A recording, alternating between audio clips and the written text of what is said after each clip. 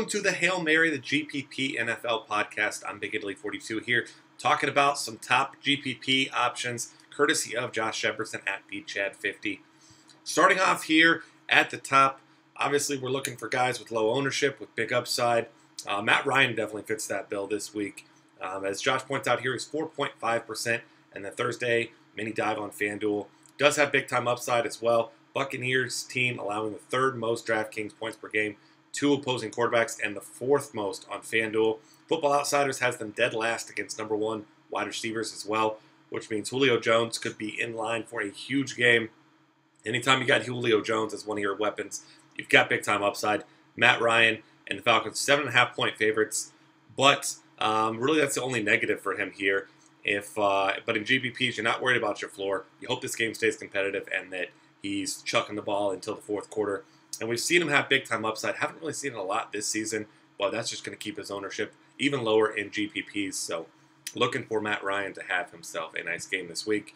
Next up, Big Ben Roethlisberger, upgraded to probable now. Looks like he's going to start. He said earlier in the week wasn't getting his hopes up.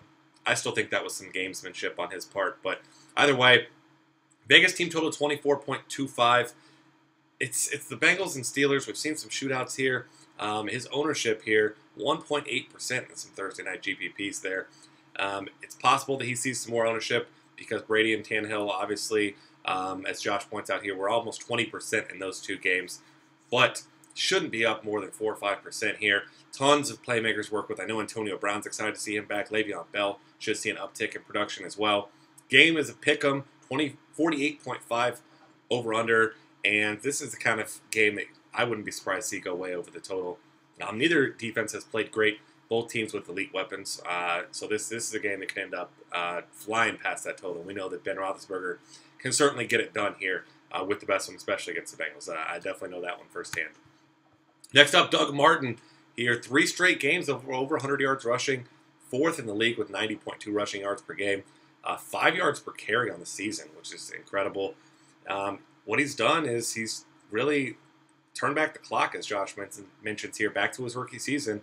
And 3 rushing touchdowns, a touchdown through the air, 14 catches for 129 yards as well.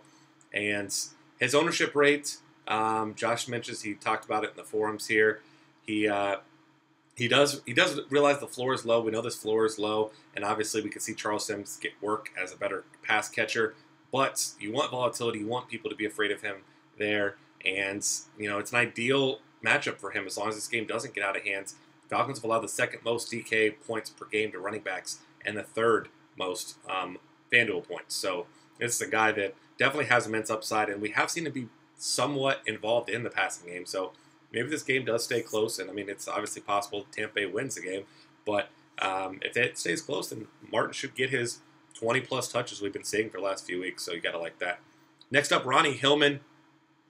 2.2% on the Thursday games in this one against a Green Bay team that really their one weakness on defense has been the running game. And Hillman's been way better than C.J. Anderson. And 4.9 yards per carry, over 100 yards rushing in 2 of his last 3 games. And last year, 21 pass catches in 8 games. Really hasn't used that much this year, but this is a Denver team that utilized the backs heavily last season in the passing game.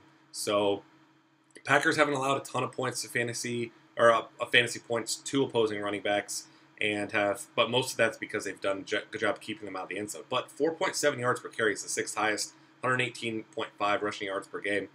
Packers are small favorites. Broncos defense, as you know, should be able to keep this one close, and the passing game for Denver has not been getting it done. So Hillman there with 15 to 20 potential touches in this one. Especially at his DraftKings price, is $4,600, has big-time upside in this game.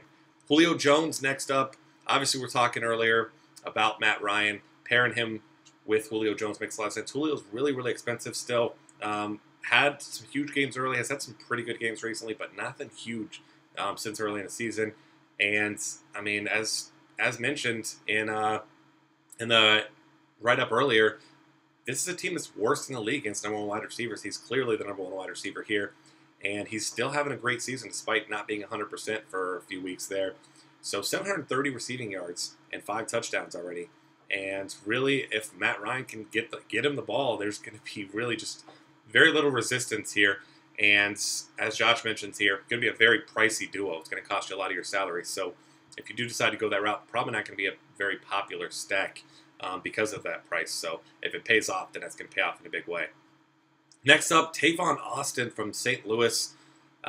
Josh mentions he is not usually a big fan of undersized receivers who are gadget players, which is exactly what Tavon Austin is. But small salary on both sites, and he's been a guy who returns punts.